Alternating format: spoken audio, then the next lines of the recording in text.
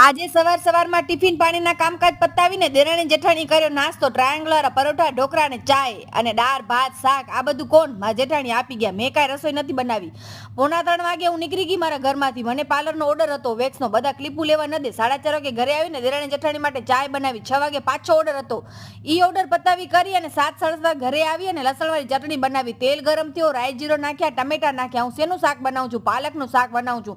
અને બટેકા નાખ્યા. બટેકાને સારી રીતે સોતરી કરી મીઠું નાખ્યું, લસણવાળી ચટણી નાખી છે. હું આવી રીતે શાક બનાવતી નથી, પણ આજે થોડોક અલગ ટ્રાય કર્યો છે. પછી થોડોક પાલક નાખી દીધી. પાલકનું પાણી જ્યારે મૂકે ત્યાં સુધી ઢાંકીને એકદમ સરસ રીતે પકાવી લીધો.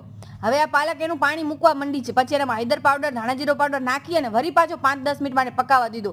પછી વરી પાછા રાતના મેં ટ્રાયેંગલ વાળા પરોઠા બનાવી નાખ્યા. ત્યાં તો ખબર પડી પતિદેવ લેટ આવવાના છે. મને તો બહુ ભૂખ લાગે. મારા એક બહુ ખરાબ આદત છે કે હું જમવામાં કોઈની વાટ ન જાઉં, ખાઈ લઉં. વાસણ પર કરી લીધા. પતિદેવ જમી કરી અને બહાર નીકળી ગયા. થોડાક આઈસ્ક્રીમ ખાઈ કરી